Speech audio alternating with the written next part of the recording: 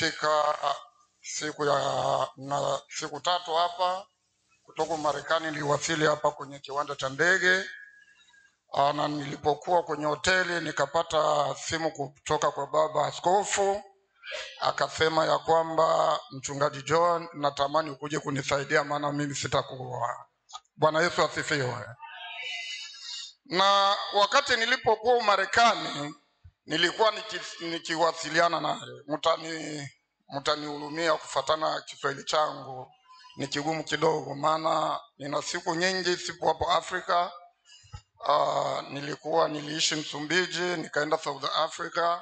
Sasa hivi niko Marekani, nina miaka 12 niko Marekani, na mimi tena ni Marekani, sio Mwafrika. Ninakuja hapa kama vile Marekani, na nitawapa storia yangu kidogo, lakini mkuu wavumilivu. Kwa hiyo maana hamwezi kunitambua sana wala kunijua kipindi sijawapa storia yangu. Mimi ni mwanachuo, ninasomea masomo ya Bible School, ninafuata leadership, na pia niko kwenye mchakato wa kuandika kitabu, na ile kinileta hapa cha kwanza. Na wakati nilipomwona baba askofu kwenye mtandao wa kijamii nikawasiliana naye kufuatana, nilisikia anaongelea neno la Mungu, na ninamfuataga sana nikikuwa Marekani, na sijamuwahi kumuona hata sura yake, lakini tunawasiliana kiroho pia. Bwana Yesu asifiwe. Mwaka nilipata shida kubwa, lakini Bwana wetu anatupenda na tupo na tunaendelea kusonga mbele. Na nilifikiria kitu kimoja wakati ninavyoangalia kwenye mitandao ya kijamii huku Marekani, jinsi hapa Tanzania wakina dada wakina baba jinsi wanavyojirusha. Najiuliza, Tanzania kunaweza kuwa kabisa Ukristo ambapo anaamini Mungu kweli? Maana naangalia, lakini nimefurahi kwa sababu nimeona nyumba la Bwana limejaa. Bwana Yesu Kristo ana nguvu na uwezo, anavunja hata milima. Bwana Yesu asifiwe sana. Niliwaambia nilipata shida mwakani mwezi wa 10. Nilikuwa na mwenzi wangu wa safari, maana mke wangu lakini alitoweka mwezi wa 11. Sasa hivi sina naye tena, alitangulia, maana alikufa kwenye ajali ya gari. Tulikuwa tupo naye nyumbani, akaniambia, baba mchungaji, mimi naenda kununua chakula hapa. Akaenda na mtoto. Kulikuwa sehemu ya masaa mawili kutembea gari, na yeye alikuwa akiendesha gari. Ilikuwa saa 11, lakini kipindi nilipokuwa nalala najiandaa sasa niende shuleni. Nasoma shule Bible School, nasoma shule pia ya kawaida alfajiri. Yeye anatoka na saa 11, mimi saa 12 naanza kujiandaa niende shule. Ilikuwa mwezi wa 11 tarehe 16.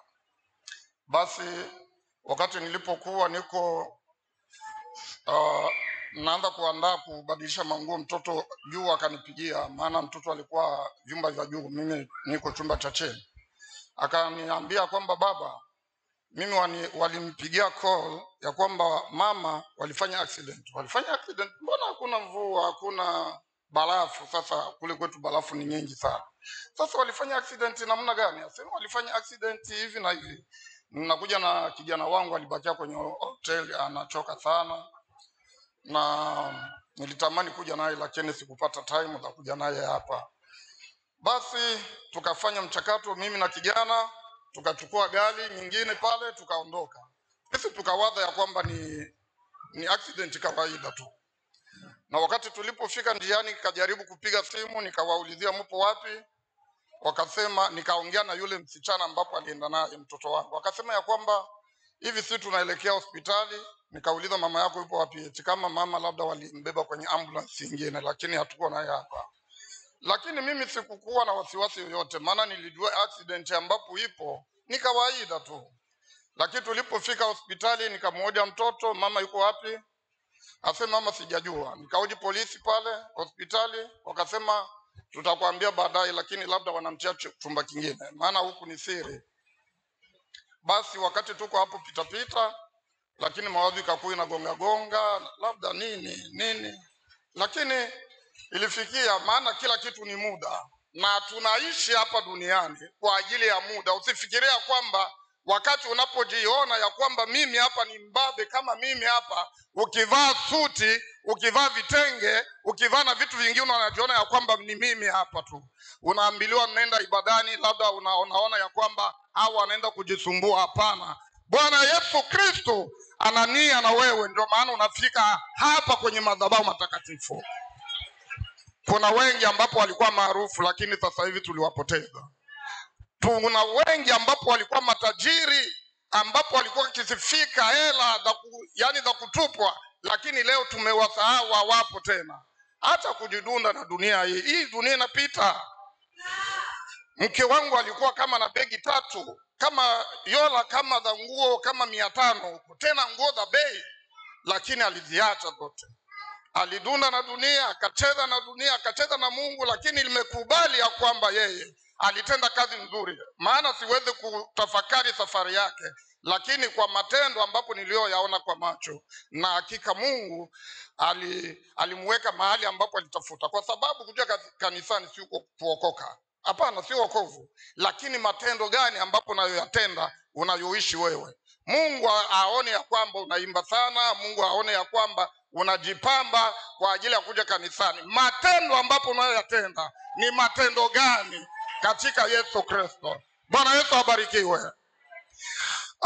Basi kipindi tulipokuwa pale, polisi mmoja akakuja kwamba njoo twende hapa. Tukaenda kuingia kwenye chumba moja, akaniambia kwamba wakati tulipofika kwenye accident tulikuta mtoto yuko tabani, lakini mama tayari ameshapotea. Basi niliona hatutafanya maajabu, kitu kimeshapita, ni mapenzi ya Mungu. Lakini mtoto akavunjika mgongo, alikuwa msichana wa miaka 18. Lakini kwa nguvu ya Yesu Kristo na kwa neema yake ambapo anatupa sisi na kazi ambapo tunamtumikia, lakini mtoto alinusurika. Lakini ukiona gari ambapo iliyovunjika, unaweza ukasema kuwezi kutoka mtu. Lakini Mungu wetu ni mwema. Mungu wetu anatupisha kwenye moto. Mungu wetu anatupitisha kwenye changamoto na sisi tunaondoka. Bwana Yesu apewe sifa. Ile ni tatizo ambapo nilipata mwaka ambapo uliopita. Tuseme mwaka uliopita, maana ilikuwa mwezi wa 10 tarehe 16. Tangia niache hivi kuna miezi 6. Lakini hatushindwe kutenda kazi ya Bwana. Maana tunasimama, tulichagua ya kwamba sisi tutamtendea mpaka tufe. Hata tukutane na changamoto gani, sisi tunasonga mbele. Kuna wadada wengi na wababa wengi wanarudia nyuma kwa ajili ya changamoto. Ndoa yangu inanisumbua. Watoto, majirani hapa. Wewe usikate tamaa kwa ajili ya jirani. Usikate tamaa kwa ajili ya mtu. Wewe songa mbele. Bwana Yesu asifiwe sana. Alafu hapa kipindi nilipoingia hapa, wamama wamoja walikuwa wanyonge, wengine wafurahi. Mfurahi, ni wakati wa kufurahi huu. Wakati ukingali hapa duniani ufurahi na utende mema, maana utalipwa kwenye mema yako. Na hivyo ndio storia yangu, ambapo niko na watoto 7 na wote tuko Marekani, washakuwa watu wazima. Hiyo nashukuru Mungu, maana ananilindia watoto wangu pamoja na mimi pia. Lakini nitafika kwenye kipindi tena, unajua utumishi sitakaa mwenyewe. Paulo akasema kwa sababu ya tamaa ya mwili unaweza ukaoe. Kama unaweza kuishi kama mimi ni vizuri, lakini uoe. Mtumishi hawezi kukaa bila mwanamke, maana naweza kuanguka hapo njiani kidogo. Niko na mwili wa mwanadamu, naweza nikaanguke. Usijue ya kwamba mtu kuitiwa mchungaji ndio ambapo hawezi kuanguka. Anaweza kuanguka. Mkina Petro alienda kuanguka wakati anaona jinsi Yesu anachapwa, akasema ya kwamba akasema mbona unafanya simjue huyo. Na wengi wanakana Yesu kupitia hiyo. Alishakuwa kwenye hoteli, mtu mwenye anamjua anasema, "Wewe si Mkristo?" Anasema, "Mimi ulinionaga mimi?" "Yes, nilikuonaga." Watu wanakataa. Wengine wakati yuko kwenye maji pale kwenye bomba, mtu akikuja, toka kule. "Mama wewe, mama mkurugenzi aseme." "Mama hapa hakuna vya mama mkurugenzi hapa. Mimi toka, mimi ndio wa kwanza." Watu wanakana Yesu. Hivi ambapo tulipo hapa. wakati tunapopitia kwenye changamoto. Katika dunia tunayoishi ni dunia ambapo tunaenda kupambana kwa nguvu. Tutauteka kwa nguvu, hatuwezi kuuteka kwa ajili ya kutoa Kristo tu. Siku ya leo baba mzee wa kanisa, mimi unajua nilisema ya kwamba mtanisamea sana kwa ajili ya Kiswahili na pia na kwa ajili ya kusoma, mtanisaidia kusoma. Hiyo kabisa, mtafunua Bible zenu kwa ajili ya, na mimi tena sitawapeleka mbali. Na mimi naingia kwenye kanisa la Bethania Church, ni kanisa la Kipentekoste na ni la wazungu. Siingiage kwenye kanisa la watu wa Africa people. Ni la wazungu. Sisi watu wa weusi tuko watu familia mbili tu. Lakini wengine kama mko watu 1000 ni wazungu. Sasa kanisa za kule kwenye tunaishi na huku ziko tofauti sana. Sisi tunatembea kwenye muda time. Yaani tukiingia tunaingiaga na saa 4, kufika saa 5:30 kila mtu anamwagika. Yaani wako haraka, wenyewe wanaenda kuongea, sio kumwabudu Mungu, wanaenda kuongea. Na ukifika kwenye kanisa za kule, ukiona wakina mama, wakati moja nikaenda na mke wangu tukaenda kufika, akingali kwenye mlango hivi kuja, akaniuliza tunakuja kwenye kanisa au tuko kwenye baa hapa? Nikamwambia ndio kanisa hili, ona msalaba kule mbele. Akasema kanisa? Sijaona ile kanisa la Mungu. Aseme yeye, wewe usubirie usikie moto ambapo utakuja madhabahuni. Kuja kukuta kila dada ana kaptula hapa hivi, yaani uchi, lakini wanaenda kumwabudu Mungu. Na hapa hakuna kuongea. Ukikuja huku madhabahuni, ukianza control kule, hapo polisi anaitiwa. Yaani wewe unatulia, unasikiliza neno la Mungu, unasema. Hakuna vya kuuliza nini. Kila mtu na moyo wake, kila mtu anaandaa safari yake. Usikumbuke ya kwamba mume wako anakuandalia mahali. Usikumbuke ya kwamba mume wako anakuandalia safari. Biblia inasema ya kwamba mmoja atachukuliwa, hata mkikuwa kanisani, mwingine anabaki. Yaani kila mtu andae safari yake. Tusikwe tunaangaliana. Usijue ya kwamba mchungaji ndio mwenye atakutengenezea safari ya kwenda mbinguni. Hapana. Wewe mwenyewe jitahidi. Jitahidi, safari ya mbingu ni ngumu. Iko na changamoto, inatega kwenye nguvu. Basi kwa siku ya leo mimi sitawapeleka mbali. Kwa siku ya leo, kichwa cha neno ya siku ya leo tutakisoma, inasema hivi: usichoke kungojea wala usikatishwe tamaa. Ile ndio kichwa cha neno. Usichoke kungojelea wala usikatishwe tamaa na mtu yoyote. Ile ndio kichwa cha neno.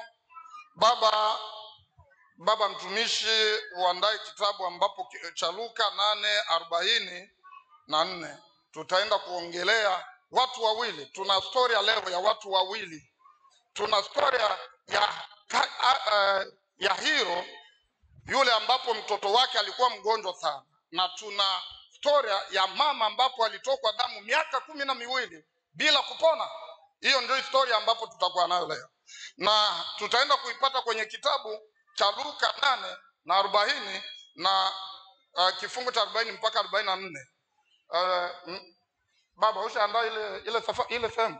Luka 8 mstari wa 44 hadi 44. Biblia inasema,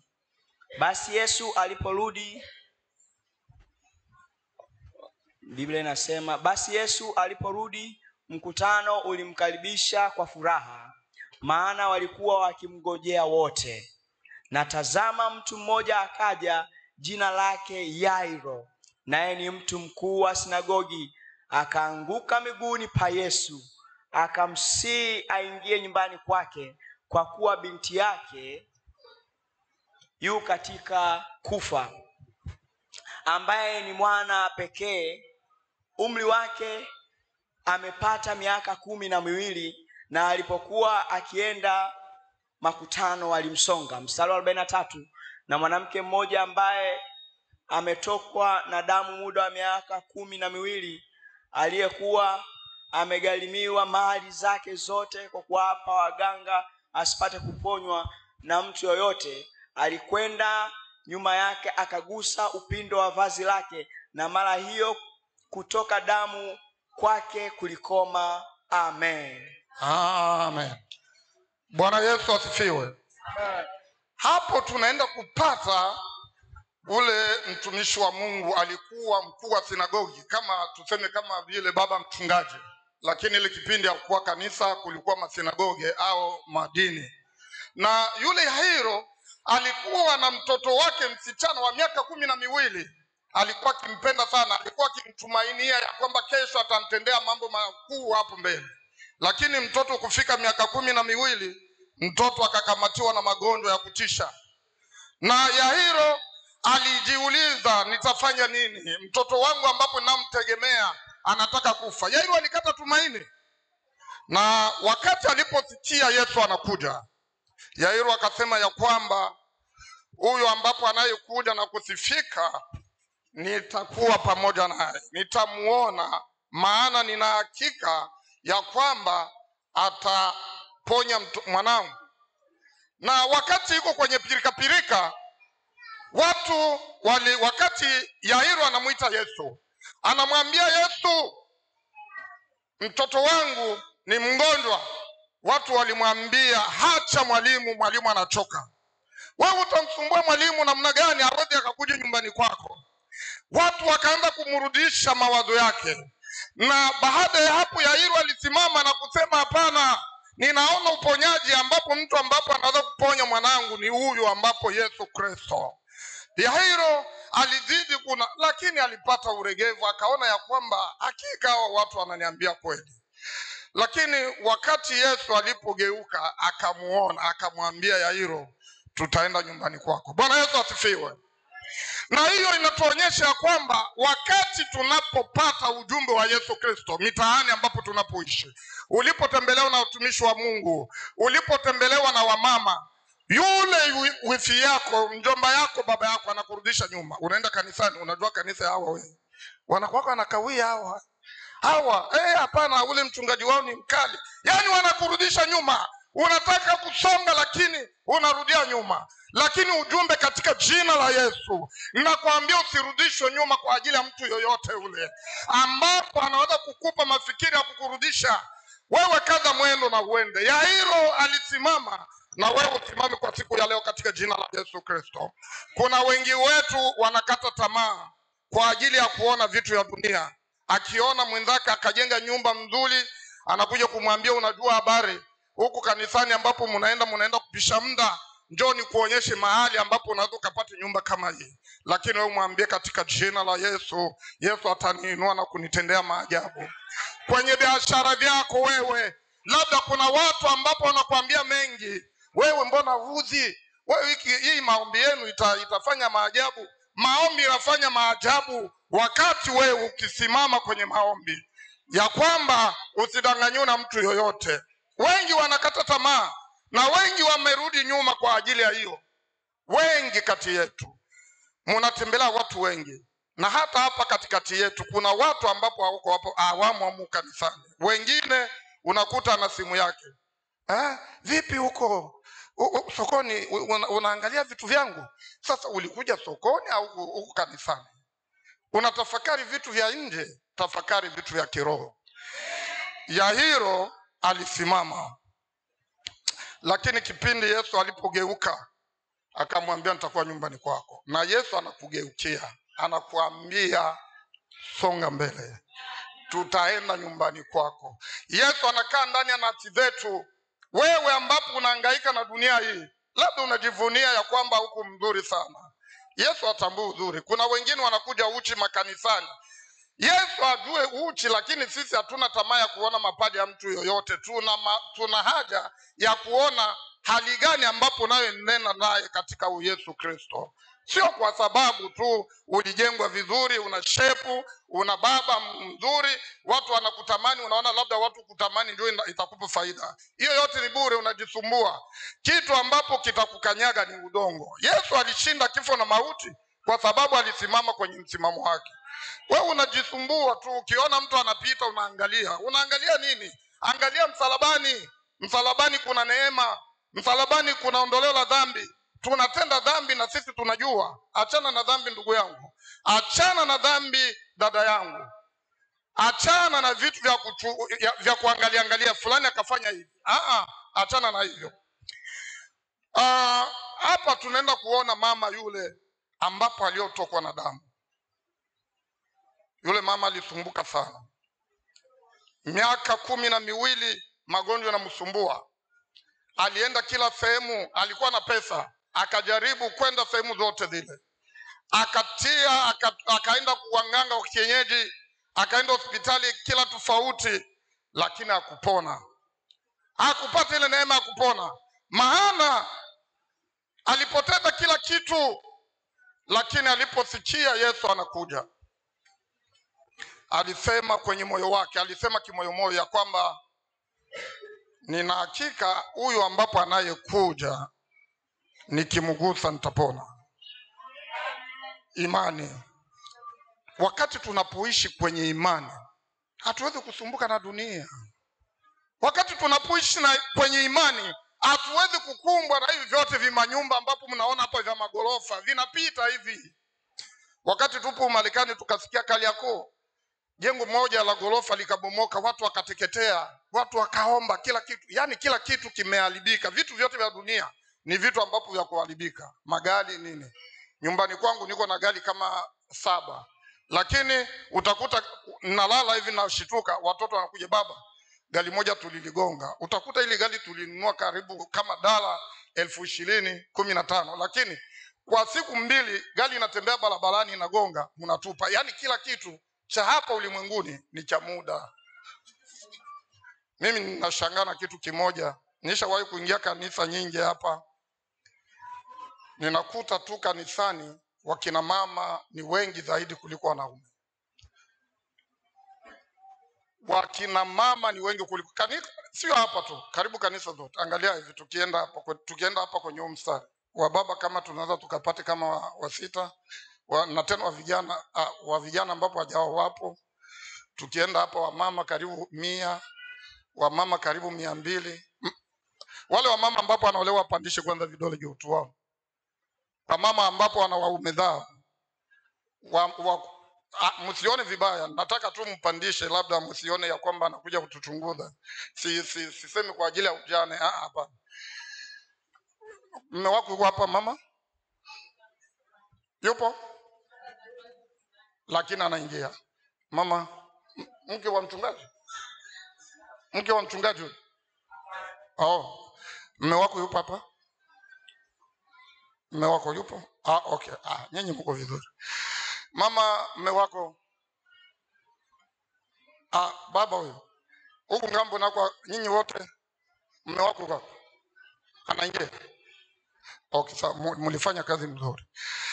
Kuna kitu kimoja ambapo nataka kusema ya kwamba ukawezi kazi ya Mungu wakati mume wako amshirikiane naye kwenye kazi ya Mungu. Yani unaweza kukutana na changamoto kubwa sana. Changamoto kubwa. Muone dunia leo tuko kwenye mwendo kasi. Na wakati tuko kwenye mwendo kasi, watu wengi wanasahau Mungu. Hawapendi kumwabudu Mungu. Wanaona kuja kumwabudu Mungu wanapisha time. Henda barabarani huko siku ya Jumapili, uone jinsi watu wako wanapita. Unauliza hawa watu wote wanapita. Yani hakuna hata siku ambapo wanaweza kumwabudu Mungu. Ukimfikia mtu mmoja anakuambia, hivyo ni vya Mungu, Yesu atakuja lini bana? Lakini hata nikwambie neno moja, Yesu yupo mlangoni, anakuja. Maana wakati ule Nuhu analeta ujumbe ya kwamba Yesu, Nuhu, mvua itanyesha, watu walianza kumuona kama hafai. Na kipindi kile ile mahali ambapo hakuwa mvua, walishangaa, mvua? Nuhu, wewe unalewa nini? Lakini wakati ulipofika, watu waligonga kwenye mlango wa Nuhu, na Nuhu akasema sijue mtu ambapo aliufunga. Na Yesu anakuja. Hii ni hakika ujumbe ambapo nakuletea kwa siku ya leo. Yesu anakuja. Hata turudie kwenye kuko mama ambapo alikuwa mgonjwa. Basi yule mama akaona ya kwamba Yesu anakuja, nitafanya namna gani? Akapiga hesabu zote, akasema nikienda kumwambia au wanafunzi wake watanizuia, Akaona nikienda kumwambia mtu yoyote, na ufikirie yule mama alitengwa. Na ugonjwa huu haukuwa ugonjwa ambapo mwanamke anaweza katoke kwenda kusogelea mtu yoyote. Ulikuwa ugonjwa ambapo kudenja, hawezi kusogelea wala kuingia hapa kwenye mlango. Lakini yule mama alijiuliza, nitafanya nini? Nikienda kuambia wanafunzi watanirudisha nyuma. Yule mama alifikiria kwamba nitaenda nimguse. Nikimgusa tu nina hakika kutakuwa kitu kimoja ambapo kitatendeka. Bwana Yesu asifiwe. Na hata nikwambie kwa siku ya leo, wewe mama, wewe baba ambapo unaonisikiliza, Yesu anatamani ukutane naye. Penyeza katika watu, uende kumgusa pindo ya nguo yake. Utapona kabisa katika magonjwa, katika biashara vyako, katika ndoa yako. Kama unatafuta nani ambapo utaishi naye, utampata katika jina la Yesu Kristo. Yule mama akaenda alikuwa anaenda naogopa, lakini mimi nafikiria sikukuwa hako, lakini akaenda kumgusa. Na kitu ambapo kilisababisha aguse nguo ya Yesu ilikuwa imani tu. Tunashindwa kwenda kwa ajili ya kukosa imani. Mtu anakuja mlangoni kwako anakwambia, mama, leo hatutaenda ibadani. Leo nilikuwa nataka kwenda Magomeni. Hapana, twende kwanza ibadani ndio tutaenda Magomeni. Hapa tunapata baraka za Mungu. Kama tunaishi hapa, sisi tunaishi kwa ajili ya kuwa ndani ya Yesu Kristo. Usifikiria kwamba tunapoenda kwenye magari hapa, ukipenyeza au ukikutana na ajali fulani unasema kama leo nilikuwa na bahati kabisa, ile gari ilitaka kutugonga. Hapana, sio wewe, ni Mungu. Yesu Kristo alisimama na malaika zake wakapenyeza gari, ukapita mahali ambapo ungeliacha maisha. Wewe unakumbuka, wewe unaweza kuzuia kifo. Mtu ambapo anazuia kifo ni Yesu Kristo. Mungu ambapo anazuia tatizo la nyumba yako isikomae ni Yesu Kristo, hapana wewe. Wengine wanakuja eti kama fulani anamtilia mume wake madawa, sio yeye. Hata Wakristo wana shida. Mama kishaanza kufunga vitambaa kama mama hapa, anaomba sana, anatenda kazi ya Bwana sana. Mme ananyenyekea, anaona ya kwamba hapa tuna roho ambapo anatuongoza. Watu mitaani wanasema ule mama ni mchawi. Yani tunaitwa wachawi sisi kwa ajili ya Yesu Kristo. Na hii usikate tamaa, wewe songa mbele. Usiangalie nani ambapo anayeongea huku. Ukiangalia nyuma utakosti maisha yako. Katika soko wengi wanakata tamaa. Akienda usubuhi anaudhisha tenga, anarudia, anaudhisha buku, anarudia, anasema sijui huyu Yesu, mimi naona tu nitaenda baba, hapa muna mafuta. Ile mafuta ya upako. Nauliza hapa kanisani, muna mafuta ya upako? Nilikuwa najua kwa sababu wengine wanasema ukipakwa mafuta ya upako unaenda kuokota hela huko njiani. Bwana Yesu asifiwe sana. Na huko kwenye tupo tunaonaka vitu vigumu. Mpandishi masimu, hela zitaingia. Mbona wewe hujapata hela? Sasa zitatoka mbinguni. Hela zinapatikana wakati ukishughulikia. Wewe unakumbuka utazikuta barabara. Toka hapa uombe sana hapa sasa utoke pale kama utaokota. Mbona watu wa Mungu wanakufa na njaa? Na kama hela ingelikuwa inapatikana kwenye maombi, si tungelikuwa tunaziokota hapa barabarani? Bwana tuhurumie sana. Alafu huyu mama akaenda akamgusa Yesu kwenye pindo. Na yule mama kipindi alipomgusa na hapo damu ikakauka. Na Yesu akasikia kwamba hapa kuna mtu ambapo aliyenigusa. Ndugu yangu, kama hata mgawaje una mzigo gani wa dhambi ambapo unakuelemea, kama wewe ni mzizi, kama mchawi, kama mwizi, mlevi, enda kugusa pindo ya Yesu. Iko kwenye neno la Bwana. Ukifungua maandiko yako, pindo la Yesu liko pale. Baba, ukifungua hapa kuna pindo la Yesu. Wewe usihangaike wapi ambapo utaenda kupatia. Liko kwenye maandiko matakatifu. Na kitu ambapo kinakupa nguvu ni maombi. Ukikuwa strong kwenye maombi, ukisimama kwenye maombi, hakuna chenye kinaweza kushinda katika jina. Ukisema leo nitapata pesa, hiyo makuta, hiyo dollars, hiyo fedha, hiyo shilingi, ukisema mimi, ukimwambia Mungu, usikuwa unamuomba Mungu kama mtu ambapo unaokumbuka. Wengine wanasema leo nitajaribu kumuomba Mungu kama anaweza kanipa. Na kwa kweli hawezi kupa. Unamjaribu, utajaribu, Wewe useme hivi, kuanza leo mwakani nitajenga nyumba. Wewe useme hivyo tu kwa imani, usiseme kwa sababu ya kuongea tu. Useme kwa imani na ufungie hiyo, uone miujiza ambapo Mungu atakufanyia. Katika jina la Yesu atakufungulia milango. Chochote ambapo utagusa, Mungu atatia mkono wake juu yao. Mimi niliishi Afrika miaka nenda rudi. Nilizaliwa katika familia ya kimaskini sana. Tena sana. Nilikuwa nikitembea kwenye safari ya masaa matatu, naenda shule narudia. Masaa, fikiria hicho kitu, masaa matatu natembea mguu. Nikakomaa hivyo. Lakini Mungu wetu anatupenda. Wakati ukikuwa ndani ya Yesu unadunda. Mimi hivi yenyewe niko hapa nadunda. Msinione hivi eti kama napendeza ya kwamba napendeza na hela. Niko ndani ya Yesu tu. Yaani hapa nikitoka hapa naenda DRC, nikitoka DRC niko Burundi na yani naenda nafika, heshima zangu zipo pale. Na ukitaka heshima, upambane na Yesu Kristo, uone jinsi heshima hiyo. Ukipambana na Yesu utamu. Yaani kila mahali ambapo utakapofika, watu watakuona wewe ni wa miujiza na utakuwa una kitu. Lakini ukifika watu wanasema, huyu bwana tajiri au nini? Yesu yani ameningalisha. Yesu amenipa nguvu na uwezo. Kipindi nilipomuona huyu baba anasimama hapa naimba, nikamuona, nikaanza kufikiria huyu baba anamiliki kitu fulani. Nikaanza kujiuliza huyu ni mbunge nini? Kwa sababu yuko ndani ya Yesu. Sasa nyinyi mnajidharau tu, mnaona eti kama sisi huku tunaikaa huku, sisi hatuna kitu. Una kitu. Wewe unakumbuka una kitu? Kitu kipo. Lakini kitu ambapo nitakwambia, imani inatufungulia milango. Na wakati tunakosa kupata vitu ambapo tunahitaji, yani imani yetu ni ndogo. Na ndio maana Yesu akawaambia kwamba mungelikuwa na imani kama chembe kidogo tu, mungelimwambia ule mti toka hapo unaenda pale. Lakini hiyo imani ni ngumu, maana tunafikiria vitu tofauti na Mungu. Lakini leo nakuja na ujumbe na kukuambia kwamba usikate tamaa katika maisha. Ukikuwa mtu wa kukatakata tamaa, Mungu atakutema. Mungu apende mtu wa baridi moto. Yaani hauna mwelekeo wote, hauna nafasi ambapo unasimamia. Kama wewe utasimamia ndani ya Mungu, simamia. Isikuwe kutoka hapa kufika pale ushakuwa kwenye vikoba, kwenye wapi. Sasa utabarikiwa na Mungu namna gani? Mungu anaweza kubariki mtu ambapo ana njia mbili kweli? Hayupo. Mungu anabariki yule mtu ambapo anasimama. Yule mama kumgusa Yesu Kristo kwa ajili ya imani na akapona. Sasa una wewe kwa siku ya leo, uguse pindo ya Yesu upone. Ndoa yako itasimama. Habari zako zitasikilika. Mungu atakutana na wewe kwa siku ya leo. Siku ya leo ni siku nzuri kwako.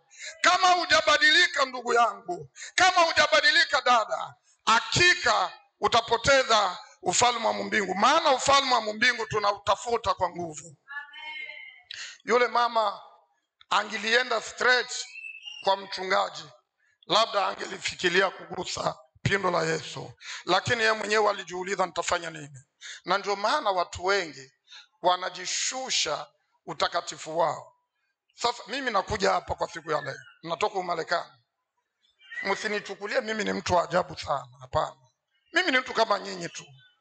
Mimi ni mtu, naweza nikatende, naweza nikaanguke. Kina Petro alianguka na wengi zaidi. Tunaweza kuwaongelea, tunaweza tukafike mpaka jioni. Lakini kwa sababu walijua mema na upendo wa Mungu, walisimama tena. Na we kama unafikiria mambo mengine tofauti na Yesu Kristo, ingelikuwa heri urudie na usimame. Maana usikatishwe tamaa na watu, maana usirudi nyuma. Yesu wakati Mungu alipoambia wana wa Israeli, ondokeni muende katika nchi ya ahadi, wana wa Israeli walikuwa washakuwa na mawazo tofauti katika njia. Lakini Yesu Mungu wa upendo aliwaambia, Musa, ambia wana wa Israeli wageuke, maana nia zao sio zile tena. Na wewe ambapo ulipo humu ndani, kama una nia tofauti, unaanza kufikiria vibaya, urudie, ukutane na Yesu kama vile msaada wako, na Yesu atakuinua. Yesu atakuinua. Yesu wetu hajachoka kuinua. Na wakati nilipokuwa huko Afrika, nikaanza kujiuliza, nikikuta mtu yuko na gari nauliza, nitajenga nyumba kama hii? sijui baba maskini, mama maskini, lakini tunaenda tu na ninajitia moyo. Na siku ile mnione hivi vyenye nipo hapa, nilikuwa baba ambapo natisha kipindi kile, nilikuwa kijana. Sasa hivi nina miaka 62. Unaweza ukaniona hivi baba 62, unakubali? Sio, unasikia huko 62, kitambulisho wangu iko pale. 60 kwanza 63, nadhaliwa 62 miaka naisha. Lakini ukiniona mimi kijana, nikienda pale kwa vijana, niko kijana kama mwingine, niko ndani ya Yesu na dunda tu, na watu wengi huku wanajihangaisha, nitakuwa tajiri. Na baada ya Mungu kuninua, kwa sababu Mungu ananipenda, na ndio sababu mimi sitaacha kumtumikia Yesu Kristo mpaka siku ambapo nitakufa. Maana nilienda kujua siri ambapo iko katika ndani ya Yesu Kristo. Na wakati aliponiinua, nikasikia wakati mmoja nilienda kukaa Msumbiji miaka 15. Nikatoka Msumbiji nikaenda South Africa huko, nikafanya miaka 3, nikatoka huko nikakuja Msumbiji. Lakini wakati ninalala, nikasikia sauti ya Mungu inasema ya kwamba safari yako tayari imeenea. Naenda wapi? Aseme acha, utasikia usubuhi. Mimi kufika usubuhi, natoka kwenye mlango, ananiambia kwamba unaenda Marekani. Marekani? Naota ndoto. Lakini nikaona kama ni ndoto, lakini kwa neema ya Mungu na jinsi ninavyomjua Yesu Kristo anavyofungua milango mahali ambapo hakuna mlango, nikasema ya kwamba hapa nimetoboa. Bwana Yesu abarikiwe sana. Na wakati ulifika, nilifika Umarekani. Mpaka sasa hivi familia yote ambapo iko Afrika na Umarekani inategemea ni simu, silalaki baba, na wenyewe wakuwa wananiita baba. Unaona Yesu Kristo jinsi alivyokuwa na upendo.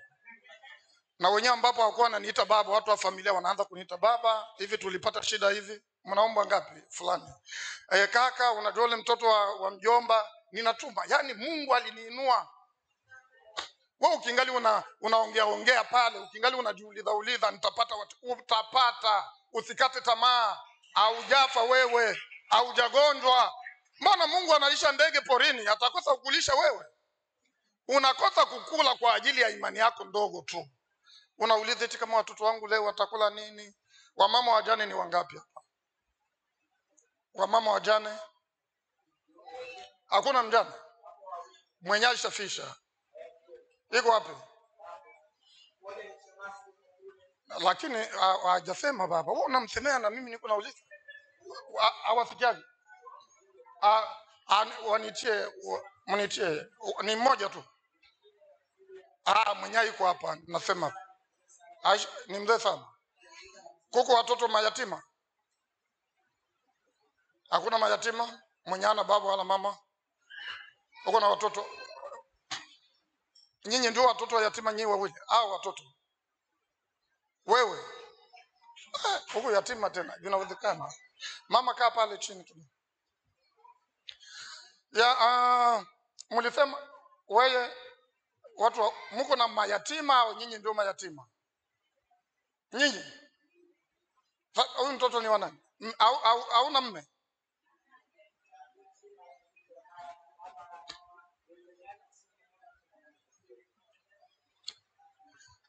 Sasa nilikuwa nakumbuka eti kama mko na watoto mayatima. Huyu mama ndio mjane.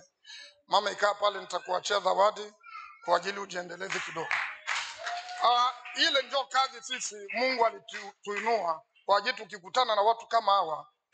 Yesu akasema ya kwamba chukua mali zako zote uwape wale ambapo wasiokuwa na uwezo. Lakini hakusema mali ya hela, lakini alisema kufuatana na neno la Bwana. Angalia mama kama huyu. Nilimwona akikuja ufika huku mbele anajidunda na Yesu. Wewe unafikiria ni mchezo? Anacheza kama ni. Mimi nikasema huyu mama nitamuona. Mama wa hivyo wewe, unajua uko na miaka ngapi? Wa vijana hapo wanashindwa kuja huku mbele kudunda. Mama anajitolea na Mungu wake, anasikia la. Sasa wewe ukinalo unachukua tu na. Mama, pole sana na hongera sana na kazi ya Bwana. Najua Mungu atakulinda mpaka siku ambapo atakuita. Na najua ukikuwa bila kukata tamaa utakutana na Yesu kumbe. Yairo, kitu ambapo kilitaka kumrudisha nyuma ni watu. Yule mama alijiuliza, nikienda nikiambia watu nitarudi nyuma, tuache kuambia watu. ya kwamba leo mchungaji wetu anasema ya kwamba hivi tuna maombi. Wewe nenda, kwa sababu ukifanya vitu kama kujionyesha, Mungu hapendi hicho. Kama utaenda kuhubiria watu, lakini sio kwenda kujionyesha ya kwamba mimi ni mwombaji sana. Ni uombaji wako utatokana na matendo yako, kazi ambapo unayotumika. Nilisikia dada mmoja hapa aliimba, alikuwa na sauti nzuri sana. Alienda wapi yule dada? Siwezi kumjua tena, maana naona nyinyi wote mnafaa. Huyu dada hapa, ya sauti nzuri sana. Huyu tukimtia kwa wale wa malaika ambapo ataimba mbinguni, unajua ataimba namna gani? Ataimba vizuri, ana sauti nzuri, lakini kama matendo yake ni mazuri ni sawa. Dada ushaolewa, lakini sikuji kuoa, ninauliza tu. Sauti usiharibishe kwa ajili ya vitu vya dunia. Usijisikie ya kwamba wewe ni wafahari sana. Ni kipaji tu Mungu alikupa. Ndio maana alienda kukuinua akakuleta kwenye kanisa hili. Na hiyo kazi uitumike. Kama hujaolewa, mwambie Mungu, nipe mume mzuri, mchungaji, kwa ajili tuendeleze kazi ya Bwana.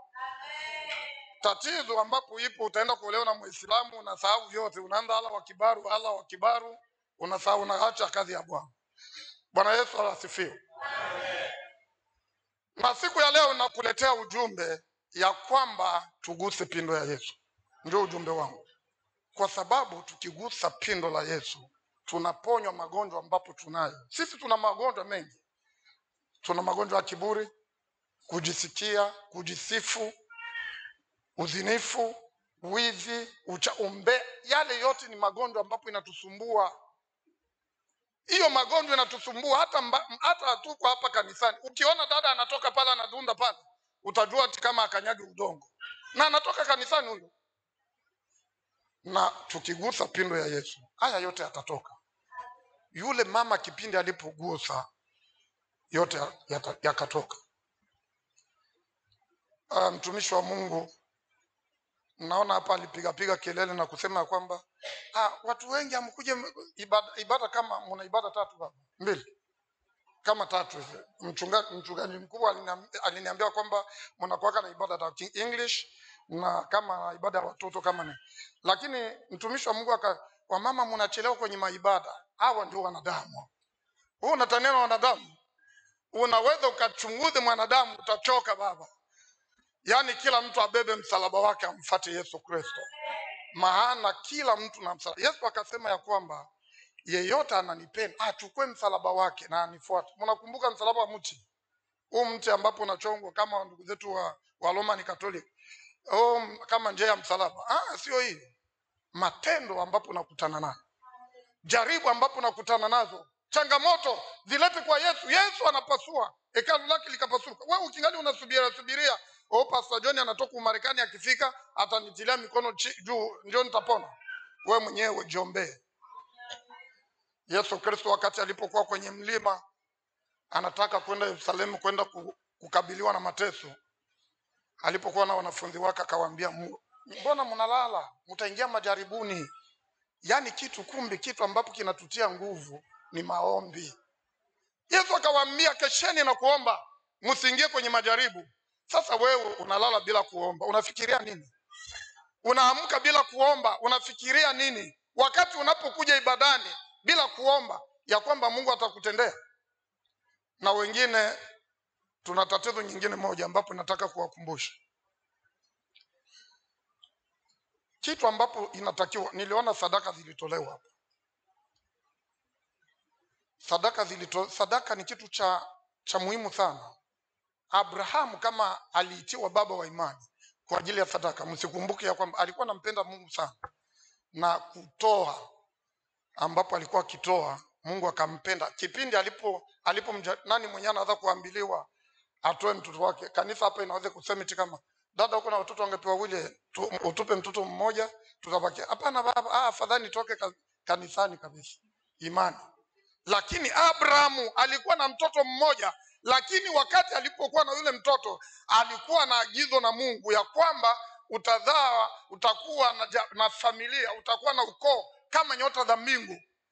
Na wakati Abrahamu alipoambiliwa na Mungu ya kwamba umtoe mtoto wako Isaka, lakini Abrahamu hakuona kama kuna shida. Alijua ya kwamba Mungu ana shabaha ya kufanya pamoja na yeye na mtoto wake, na aliona ya kwamba Mungu hawezi kukubali ya kwamba mchinje, na ndio maana wakati Ibrahim alitaka kutia kisu kwenye shingo ya Isaka, Mungu alimwambia angalia mwana kondoo ule, kwa sababu alikuwa na ahadi naye. Sasa sisi wakati tunapokuja toa sadaka, kwanza moja, unakuja na sadaka unaviombea hapo mlangoni. Wifi, unaweza ukakuwa na laki hapa. Lakini unatoaka laki. Mama, unatoaka laki hapa. Mtumishi wa Mungu, unatoaka sadaka ya laki mtu mmoja. Mtu mmoja. Ule mwenye anatoaka iko na neema. Hiyo ni hivyo. Wakati tunapokuja na sadaka zetu, ukitaka kubarikiwa, kubadilika katika mienendo yako, kwenye biashara vyako na kushinda jaribu zako, maana sadaka ni kitu kizuri. Usione watumishi wanalalamika kusadaka. Wewe unavichukulia kama mchezo. Wakati uko na buku unatosha kwanza 500 unaficha, nyingine unakata. Mchungaji unipe change hapa. Wewe toa. Mungu atakubariki. Wewe unakumbuka Mungu atakubariki. Na wakati unapokuja kutoa sadaka, uanze kuomba sadaka kule nyumbani kwako, unatia kwenye bahasha ile. Usiku wa kuamkia leo unaanza maombi yako, mafungo yako. Hii sadaka yangu ni kwa ajili ya biashara vyangu. Hii sadaka yangu ni kwa ajili ya magonjwa ambapo inanisumbua. Hii sadaka yangu ni kwa ajili ya ndoa yangu. Lakini wewe unakuja kienyeji tu kwa ajili tukuone hapa. Basi sisi tuna haja ya kukuona. Tuna haja ya kuona matendo yako, unatenda matendo gani, na tusikie sifa zako ambapo unaozitenda na kubadilika kwako. Lakini wewe ambapo uliopata wokovu na miaka 30 ni ule tu. Sasa tunafanya kazi gani jamani? Hiyo jina la Yesu tukifika huku tunadunda sana, na baada ya hapo unaenda kuingia kwenye hoteli. Sasa ni kazi gani? Tunamrudisha Yesu kwenye msalaba. Tugeuke. Yule mwanamke alienda kugusa na akakubali ya kwamba hakika katika Yesu Kristo kuna uponyaji. Na wakati uliposikia ujumbe kutoka kwa watumishi, ulikubali ya kwamba mimi ninaenda kupona.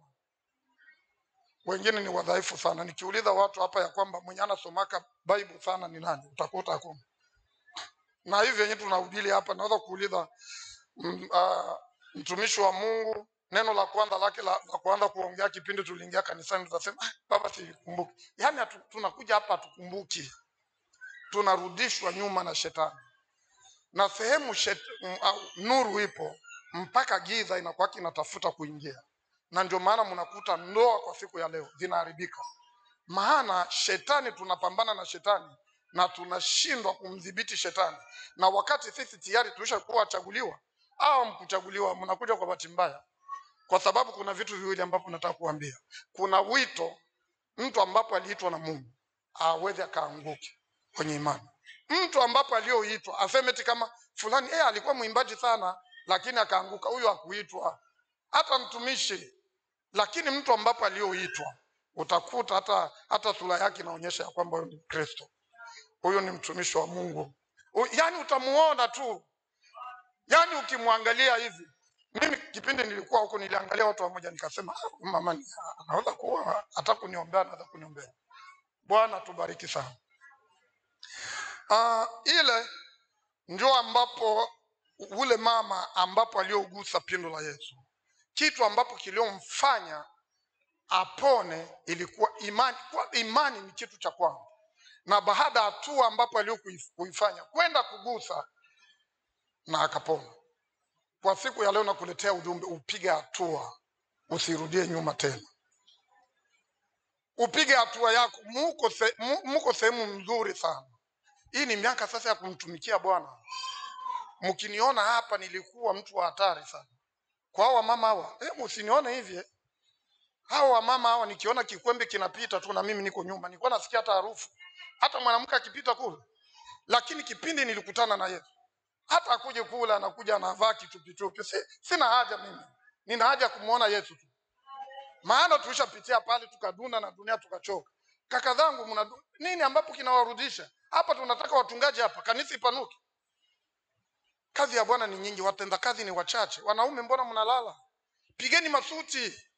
Wamama waanze kuwaona huku ya kwamba tulishakuwa na watumishi. Angalia watumishi wawili tu, wazee, mwandishi na nini mchungaji. Wachungaji nilimuuliza baba askofu, nitakuja, hakuna wachungaji, niko na msaidizi mmoja. Kanisa kama ile kwenye kuko askofu, mchungaji mmoja, msaidizi. Hata ukungilikuwa hata hapa mbele hivi kuna jao wachungaji. Na nyinyi wote mmejaa. Wakina mama, mbona mna kazi gani? Mbona ninaona mna vipaji vya kazi ya Mungu? Baba, mnapeleka kama mtaani kuhubiri. Walishaleta wengine. Ni sawa. Kazi ya Bwana tunataka ipanuke. Angalia mimi natoka Marekani kuona nikiwasiliana na mchungaji mkuu. Baba, ninaweza kuja huku kanisani kwako? Asema karibu. Na mimi nikasema sisi ni jeshi, lakini sikuwa nategemea kama leo nitahubiri hapa. Lakini usiku tu mchungaji akanishitua eti kama baba ukuje hapa, nikasema leo mchungaji ni jaribu ni nini? Nikaanza kujiuliza hiyo ni jaribu. Niende kuhubiri? Mbona sikujiandaa? Lakini sikumwambia, nikasema basi nikakumbuka kwamba sisi ni jeshi la Bwana. Kila mahali ambapo tunafika tunapasua milima. Na hata wewe ukifika Umarekani, nitakuambia kwamba mama, leo utahubiri mkiingereza. Unajua Kiingereza? Utasema hapana baba, mimi asema utahubiri. Nitakutafutia mtafasiri ambapo atakuhubiria. Lakini wengine mimi sitakuja tena huku, kumbe nitakuja kuhubiri. Ndio kazi ambapo Mungu alituitia sisi. Yairo angelikuwa wakati alikuwa ameshaanguka moyo, angelisikiliza maneno ya watu kama yule mtoto wake angelipona. Pale chini kuna vitu vingi ambapo vinaongelewa. Vingi tu.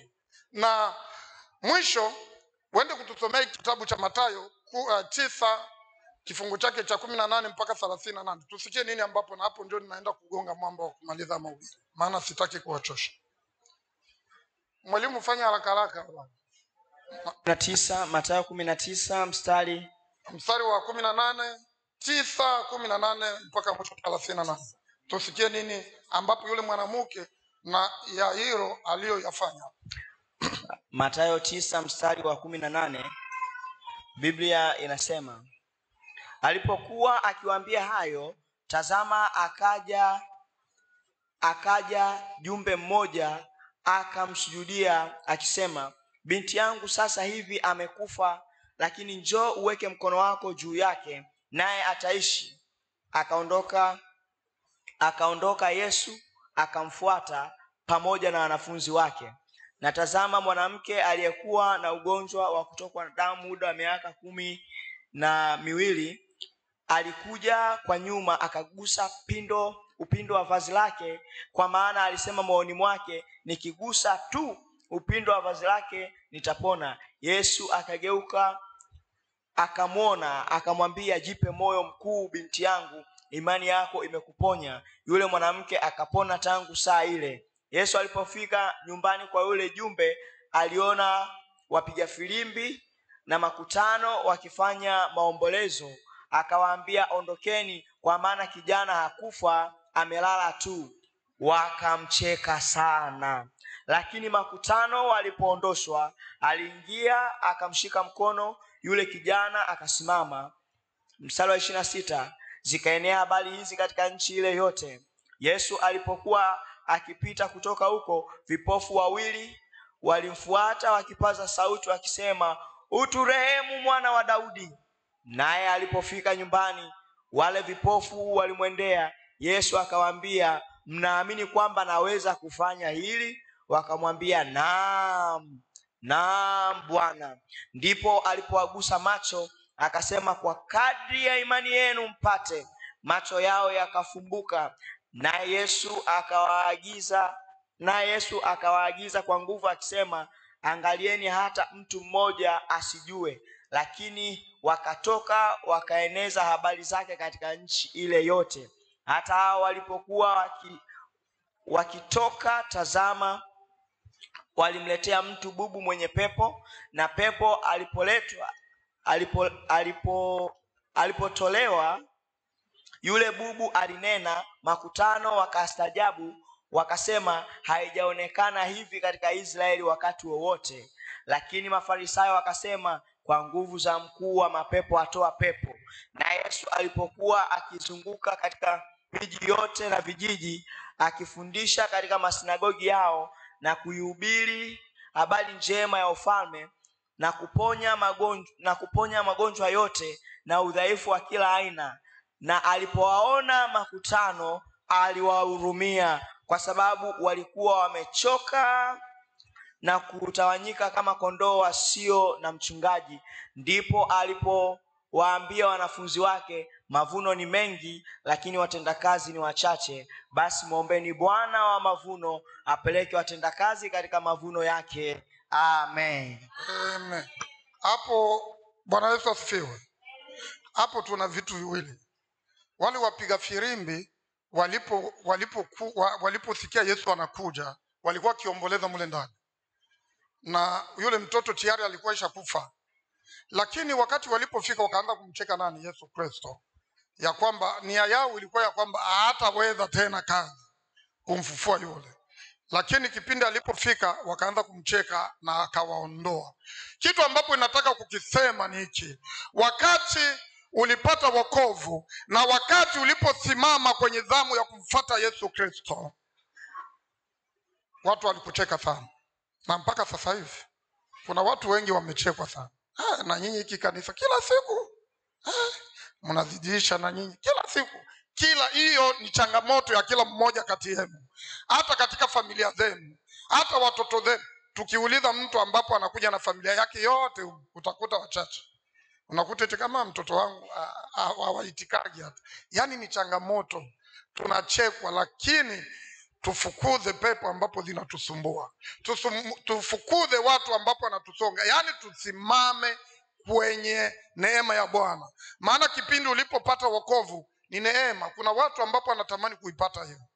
Watu wengi wanajitahidi ya kwamba niitiwe kuwa Mkristo, wanashindwa kwa sababu wamefungwa na shetani.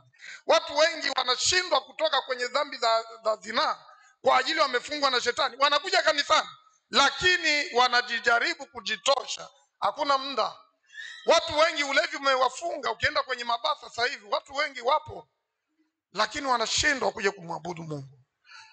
Hii ni muda wa kumwabudu Mungu. Hii ni muda wa kuandaa. Hizi dalili ambazo tunaziziona hizi zote ambazo mnashangaa nazo, vitu vya ajabu, wanaume kwa wanaume kuoana, wanawake kwa wanawake, ni dalili. Sijasema Yesu anakuja, ni dalili, maana maandiko matakatifu yanasema hiyo.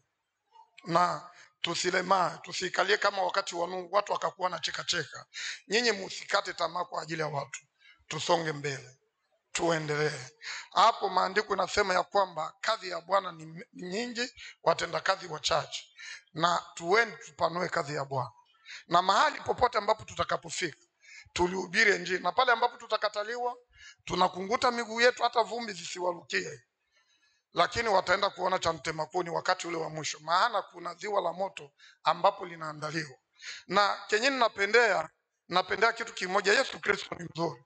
Anasema hivi, na kipindi kila hakutakuwa maelezo. Huyu alikuwa mume wangu, nilikuwa nampenda, twende naye pamoja. Hata mchungaji, hata mimi hivi hapa. Wakati atakaposimama, anafika ya kwamba, Pastor John, wewe ndio pastor mchungaji, nenda hapa. Aseme mbona nilikuwa mchungaji? Aseme nenda. Matendo, watu walikuwa wakikuona kama kaburi. Watu wakipita wanaona kaburi, lakini ukifua mule ndani ya kaburi hamuna kitu tena, udongo na mifupa. Lakini kaburi linapendeza. Ndio wanadamu wengi wa siku ya leo tulivyokuwa. Ndugu yangu, tujitahidi, muda ni huu, tuguse pindo la Yesu na tutapona. Tukikutana na Yesu atakubariki. Bwana Yesu asifiwe. Na naomba wimbo mmoja ambapo tutafungana. Sijui kama mnaujua. Nitatamani wamama, naona wamama ndio wenyewe wanaweza kujua. Nyimbo iko kwenye kitabu cha wokovu. Siku moja mavuno yataisha kabisa. Kuna mtu ambapo anajua wimbo wa wokovu mna? Siku moja mavuno yataisha kabisa. Baada ya hayo mahubiri na nyimbo za wokovu zitaponya masahau. Atakusanya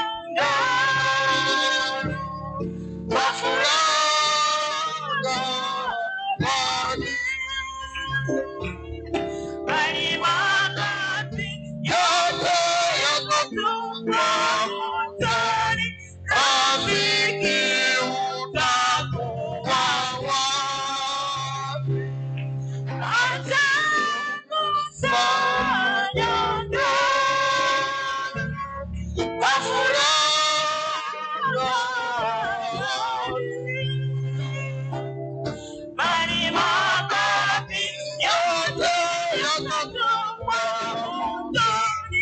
Rafiki utakuwa wapi? Mahubiri na nyimbo za wokovu. Ndugu yangu, jua ya kwamba mahubiri na nyimbo vyote vitatoweka. Mahubiri na nyimbo vitatoweka, utavitafuta kesho wake utavipata. Neno zuri la Kwa Mungu na wapi milele.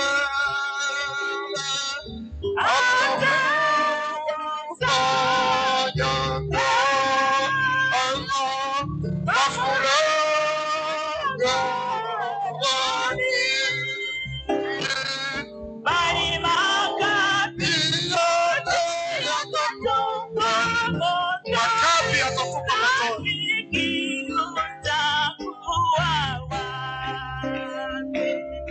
Bali makapi yote yatatupwa motoni. Rafiki utakuwa wapi?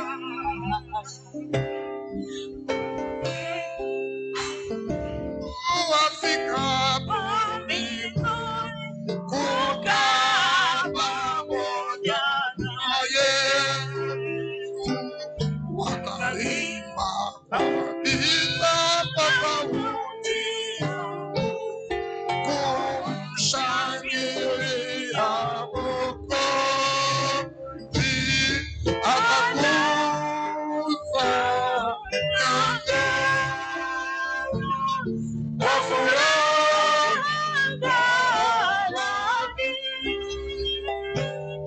bali makapi yote yatatupwa motoni. Rafiki utakuwa Siku utakuwa wapi?